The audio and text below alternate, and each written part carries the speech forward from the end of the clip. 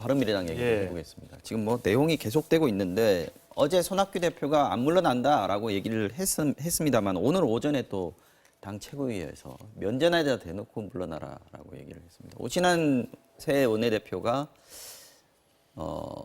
손학규 대표도 좀 무겁게 여기실 것이다라고 첫날 그렇게 얘기를 했는데 이번에는 조금 더 무겁게 얘기를 한 것 같아요. 분위기 어떻습니까? 지금 그 이른바 이제 창원 보궐선거 패배 이후에 이제 책임론을 둘러싸고 이른바 손학규 대표 퇴진을 둘러싼 기싸움이 지금 한 달 이상 지속이 되고 있는데요. 네. 이게 계속 제가 보니까 저도 이제 듣는 이야기도 있고 이렇게 보면은 감정의 골이 계속 깊어지는 형국입니다. 감정의 골. 정치라는 것은 결국 명분인데 네. 명분이 계속 지속이 되는데 명분에서 어떤 타협이나 결과가 나오지 않으면 결국 감정이 상하게 되는 거거든요. 그러면 명분은 온데간데고 감정의 골만 남아서 결국은 이게 극한의 싸움까지 가게 되는 저는 형국이라고 보는데 이게 최악의 경우로 가는 겁니다. 저는 그래서 제가 진짜 냉정한 제3자들 입장에서 말씀을 드리면 네. 지금 이것은 첫 번째 창원 보궐선거의 참패 때문에 대표가 물러나야 된다고 주장했던 이른바 바른정당계의 요구가 과했던 건 분명히 사실입니다. 그래서 그 부분이 먼저 저는 바른정당 쪽에서 이야기했던 것들은 옳지 않았다고 봅니다. 네. 똑같이 거기에 그러한 감정의 골이 쌓이면서 이른바 패스트트랙을 둘러싸고 김관영 원내대표, 손학규 대표 측에서 패스트트랙을 추진하기 위해서 강제 사보임을 2명을 시켰던 것도 네. 지나친 거였습니다. 그럼 제가 볼 때 냉정하게 보면 1대1로 서로 한 번씩 잘못한 게 있는 거예요. 과도한 주장과 행동을 했다고 봅니다. 네. 그러면 서로가 물러서서 자기를 성찰하고 결국 공생할 수 있고 당을 살 수 있는 길을 찾아야 되는데 지금은 그 한 번씩 잘못한 것은 생각하지 않고 상대방이 잘못했으니까 지금 빨리 자기 잘못을 인정하고 책임을 지라는 이야기거든요. 그래서 그 결과가 결국 원내대표 당선에서 이제 사실 예상을 깨고 오신환 원내대표가 압승을 했는데 그럼 이러한 결과에 대한 손 대표의 인식하고 또 그 결과에 대한 이른바 손 대표 퇴진을 주장한 쪽 인식이 지금 완전히 다른 내용이거든요. 그러면 어떻게 타협할 것이냐. 저는 좀 제3자적 입장을 말씀드리면 손 대표도 일찍이 혁신위를 제안한 적이 있습니다. 네. 정병국 의원한테 제안은 직접 한 적도 있었고요. 그리고 또 이번에 원내대표 경선에 나왔던 김성식 의원도 혁신위를 공약으로 내걸었었습니다. 네. 그러면 지금 당장 손 대표 보고 내일 당장 집사 나가라 하는 것도 예의가 아닙니다. 그렇게 할 만한 수단도 없고요. 그렇다고 한다면 마크에서 이때 만나서 혁신이라고 하는 기구를 띄워서 혁신위의 최종 결론에 따라서 지도부 퇴진까지를 포함한 혁신위의 공고에 따라서 한 1, 2개월 정도의 과도기간을 두고 혁신위의 결론에 따른다는 정도로 합의를 하면 손 대표도 한두 달 정도의 퇴로를 만들어서 갈 수 있는 명분과 모양새가 있는 거고 결과론적으로는 또 일부 많은 의원들이 지금 요구하고 있다고 하는 대표 퇴진으로 갈 수도 있는 거거든요. 저는 그러면서 당이 좀 갈등에 봉합되고 모양새를 챙기는 게 낫지 극한 싸움으로 가서 한쪽이 쓰러지지 않으면 내가 죽는다는 식으로 가면 이게 어떻게 하겠습니까? 지금 근데 그렇게 가고 있습니다. 지금 보면 예. 손학규 대표도 상당히 감정이 많이 상한 것 같고 감정이 상했습니다. 오신환 원내대표 발언도 보면 감정이 많이 상해 있습니다. 손학규 대표가 이제 계속 물러나러 오니까 개파 패권주의에 굴복하지 않겠다라는 말을 했고 야 그러면 이 개파 패권이라는 게 도대체 무슨 얘기냐라고 지금 또 맞받아치고 이런 상황이에요. 그러면 아까 김 교수님 말씀하신 걸 보면 손학규 대표가 그 자리에 그대로 있는 상황에서 어떤 다른 어떤 조직을 만들어서 최고 의사결정을 거기서 하자 이런 얘기이신 것 같은데 그게 또 가능하겠습니까 이 상황에서? 그게 이른바 이제 오신환 이번에 원내대표 체제를 만든 유승민 계와 네. 이제 안철수 계라고 할 수 있겠죠. 뭐 일부가 떨어져 나가긴 했습니다만 그분들은 이걸 쉽게 받아들일 수 있겠느냐 그 문제가 남는 거예요. 네. 왜냐하면은 그쪽 진영에서 요구하는 건 당장 손 대표가 그만두고 비대위 체제를 꾸려가지고 그 체제를 놓고 이제 뭐 한 추석 전까지 가서 이제 안철수 전 대표가 독일에서 돌아오면은 유승민 전 대표와 일단 공동 창업주라고 할 수 있겠죠. 네. 두 분을 전면에 내세우든 그러면 이제 아니면 공동 비상대책위원장 뭐 이렇게 되는 건가요? 뭐 그럴 수도 있을 것 같고요. 아니면 비대위는 별도로 뭐 일단 뭐 좀 상시적으로 원내대표가 뭐 맡을 수도 있겠죠. 근데 아니면 좀 운영을 한 다음에 두 공동 대표가 왔을 때 전면에 나섭니다. 총선을 치르려면은 비상대책이 갖고는 안 되겠죠. 그러면 새로운 지도체를 만들고 그러다 보면 당원들은 그래도 대권 주자급에 있는 유승민, 안철수를 나오라고 할 수 있는 상황이 있을 겁니다. 근데 일단은 그거를 받아들이든 못 받아들이든 간에 지금 상황은 바른미래당은 냉각기가 필요해 보입니다. 저는 오늘 이 아침에 최고위원들 간에 손 대표와 최고위원들 간에 이루어졌던 설전들 그것도 공개 발언에서 있는 걸 보고 이건 이미 바른미래당은 심리적 분당 상태다. 물리적인 건 남겨놨는데 서로가 수구보수 개파 패권주의. 그랬더니 이쪽에서 하태경 최고위원은 뭐라고 했냐면 올드보이 수구 수구 세력 청사. 네. 듣기도 참 민망할 정도로 이런 얘기를 했고요. 그다음에 또 박지원 민평당 의원이 그런 얘기도 하지 않습니까? 그러니까 거기에 대해서 그 손 대표가 민평당 의원들을 좀 만나고 다니면서 같이 와서 네. 뭔 일을 하자. 지금 화면에 나오고 있습니다만. 예. 그러다 보니까 여기에 대해서 이건 찌질하다 못해 해당 행위다. 찌질하다는 얘기를 왜 했겠습니까? 예전에 이현주 의원 지금 무소속된 그 또 연상을 시키기 위해서 한 얘기인데요. 그래서 지금 이렇게 가면은 네. 그래도 한 5% 정도의 내외에 또 더 있을 수도 있고요. 바른미래당 지지자들이 지금 국민들이 있는데 진짜 더 염증과 혐오를 낼 수밖에 없을 것 같습니다. 그래서 조금 양측 다 자제를 하고 새로운 해법이 혁신위가 됐든 비대위가 됐든 그건 당내 상황 아니겠습니까? 좀 찾아나가는 과정에서 이걸 전 언론에 공개하면서까지 이렇게까지 해야 되는가 저는 좀 싶습니다.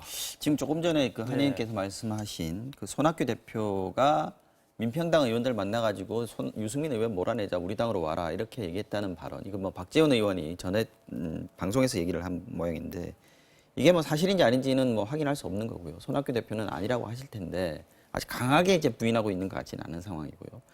어쨌거나 이런 얘기까지 나오고 있다는 걸 보면 박지원 의원이 이 얘기를 또 털어놓은 또 의도도 좀 있지 않겠습니까? 그렇습니다. 이렇게 다 섞어서 봤을 때 이게 어떤 상황이다 이렇게 판단하십니까? 우선은 아까 제가 감정의 골이 너무 깊어져서 아까 우리 한의원 말씀도 전적으로 내각기가 필요하다는 말을 하고요. 그러니까 내각기를 하려면 지금 두 상대방 선봉장들이 말싸움이나 기싸움을 할 게 아니라 제3자의 어떤 기구를 만들어서 좀 그쪽에서 현안을 좀 논의하는 것들이 좀 필요하다는 아까 제가 혁신이 말씀을 드린 거고요. 네. 또 하나는 이 상황에서는 감정의 골 플러스 상대방이 움직이는 요구사항과 그 움직이는 패를 지나치게 과대해석하는 게 지금 고착화되어 있습니다. 네, 그러니까 이른바 손학규 대표와 당권파 측 호남 의원 쪽에서는 바른정당의 요구는 저건 한국당과의 결국 관련 통합을 거다. 네. 명분으로 한 수구 통합의 지시다라고 아예 평가절하하고 있는 것이고 바른정당 쪽에서는 또 지금 문제가 됐던 손학규 대표가 민평당 의원들하고 만나는 것들 자체가 봐라 그러면 호남을 기반으로 한 민주당 이중대 하려는 게 아니냐라고 또 폄하를 하고 있는 거예요. 네. 그러니까 그게 진실이든 아니든 간에 과도하게 상대방에 대해서 낙인 찍기가 돼버린 상황이니까 평행선 될 수밖에 없거든요. 그래서 저는 이 부분도 제가 누차 말씀드립니다만 의원 연찬회를 뭐 열기를 하고 있다고 합니다만 의원 연찬회나 의원총회를 열어서 밤샘토를 해서라도 내년 총선에 우리가 어떤 전략으로 치를 것이냐 민평당과의 연대를 통해 가지고 호남을 기점으로 할 것이냐 아니면 야당으로서의 정체성을 확인해가지고 야당 연대를 통해 가지고 어떤 일들을 좀 우리의 예언을 확장할 것이냐에 대한 솔직한 토론과 공론화가 필요하다고 봅니다. 네. 그리고 하나가 있고요.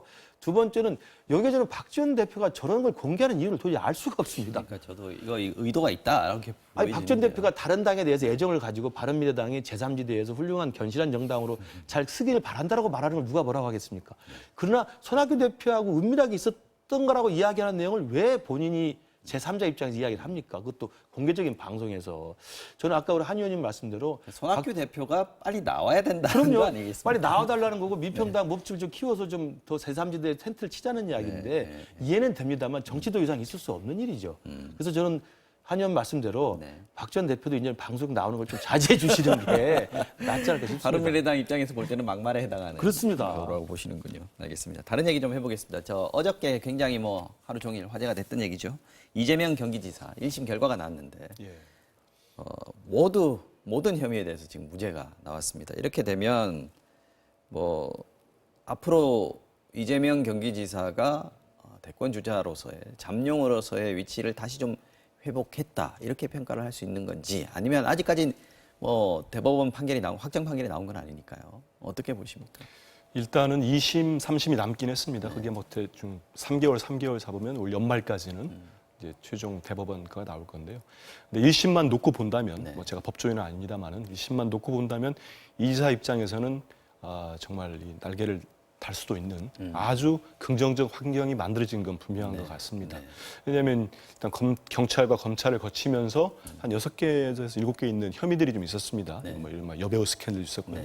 그 중에 이제 절반이 떨어져 나간 상태에서 경찰이 이제 검찰이 기소 단계에서 이미 그렇습니다. 다 정리가 됐었고요. 그렇죠. 그리고 이제 검찰로 넘어가서 딱 3개가 있었습니다. 이제 크게 혐의는 4개지만 여기 선거법이 하나 더 있으니까. 근데 그 중에 이번에 진짜 여당 내에서도 뭐 이게 크게 뭐 법정 구속까지는 안 가겠지만 그래도 좀 일부 혐의는 인정될 수 있지 않겠느냐 이런 생각들을 한 사람들이 좀 있었어요. 근데 이 지사 입장에서 이게 완전한 무죄가 났습니다. 이거는 이재명 지사가 지금 이런 검찰 조사를 받을 때도 한 꽤 많은 팬덤층이 있었습니다. 지지층이 있었는데요. 근데 이걸 혐의를 벗었기 때문에 저는 1심 전과 1심 후에 이재명 지사의 행보는 달라질 수밖에 없다. 그리고 좀 관망을 하고 있던 예전에 지지했다가 이탈했던 지지층 그리고 좀 앞으로 어떻게 될까 이렇게 보던 분들 입장에서는 네. 아 이걸 보면서 법적으로 완전하게 클리어되면서 돌아올 수 있는 명분을 주었다. 그래서 계속 방송에서도 기자들 만나서 얘기하는 게 이제 도정에 집중하겠다고 하는데요. 정책 능력을 좀 발휘할 것 같고 네. 또 공교롭게도 이 선거 나기 직전에 이 버스 문제를 해결하는 데 있어서 키맨 역할을 했습니다. 바로 직전이었어요. 그러니까요. 그거 알고는 그렇게 하기 힘들 텐데 그게 정치인, 대중 정치인 입장에서 어떻게 요금 올린다는 거 쉽게 받을 수 있겠습니까? 네. 근데 다른 지역이 반대해도 자기는 받았단 말이죠. 제가 볼 땐 이 지사 입장에서는 상당히 저기 긍정적 효과를 볼 수 있는 사안이 연이어 벌어졌고 또 뭐 이건 우스갯소리로 예전에 안희박김이라는 음모론도 있지 않습니까? 차례대로 간다. 그것도 이제 이재명 지사가 깼기 때문에 네. 이건 음모였다는 게 드러났습니다. 그러네요. 김 교수님 보시기엔 어떻습니까? 어제 네. 선거의 결과에 대해서도 좀 논평을 좀 해주시고 앞으로 그렇죠. 이재명 지사의 앞길이 어떻게 될 것인가에 대해서도 좀 전망을 해주시죠. 우선 뭐 아까 안희박김 나왔습니다. 뭐 안희정 지사 뭐 사실 지금은 뭐 재판 진행 중이니까 뭐 그렇습니다. 어떤 정치적 타격은 이미 크게 입었고요. 이미 입었죠. 손상이 큰 거고요. 이재명 지사도 사실 그렇죠. 그 수사나 그 과정에서, 소환하고 하는 과정에서 네. 상당히 그 상처를 많이 입었습니다. 맞습니다. 논란 과정, 수사 과정, 네. 기소 과정에서 이미 상처를 많이 입었는데 어쨌든 전체 무죄로 오뚜기처럼 일어났기 때문에 이재명 지사 입장에서는 어제 한 말이 저는 귀에 들어오더라고요. 큰 길을 가겠다. 더 큰 길을 가겠다는 이야기. 그다음에 비온 뒤에 땅이 굳는다. 네. 이건 여전히 대권을 암시한 듯한 이야기를 하고 있는 거거든요. 네. 그러면서 보면 일단 범여권에서 보는 시각과 범야권에서 보는 시각이 제가 볼 때는 두 개가 지금 저는 보이는 것과 보이지 않는 것이 있다고 봅니다. 네. 좀 딜레마적인 상황인데 보이는 건 뭐냐면 그냥 일반적으로 보면 한국당 논평도 나왔습니다만 범여권의 유력한 주자 한 명이 다시 살아났기 때문에 네. 한국당에서 이게 재판이 이게 제대로 된 거냐, 재판의 결과가 부당하다라고 공격을 하고 있습니다. 네, 한국당에서는 그러나 지금- 그렇습니다. 네. 그러나 한국당 안에 보이지 않는 또 움직이는 뭐냐면 여권 내에 이게 분화가 시작되는구나. 아하. 그다음에 여권 내에 갈등이 더 커지는 것 같다. 그러면 적의 적은 우리 편이라는 생각도 있을 수 있는 거예요. 네.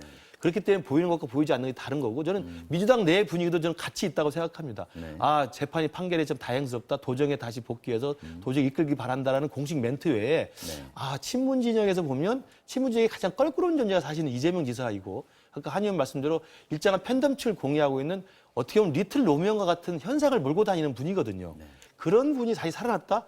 간단치는 않거든요. 그래서 아마 여권, 야권 모두 보이는 것과 보이지 않는 것에 대한 계산과 이제 이 셈법이 좀 다를 것 같고 어찌됐든 논란이 됐던 여러 가지 이 혐의와 이 기소 부분에 대해서 완전 무죄가 1심에 나왔기 때문에 네. 법적으로는 이재명 지사는 정치적으로 지금 부활했다라고 볼 수 있습니다. 알겠습니다. 시간이 애매하게 남았는데 여기서 마쳐야 될 것 같습니다. 정치 와우 정령 여기서 마무리하겠습니다. 한민수 전 국민일보 논술위원, 김근식 경남대 교수였습니다. 두 분 말씀 오늘도 고맙습니다. 감사합니다. 감사합니다.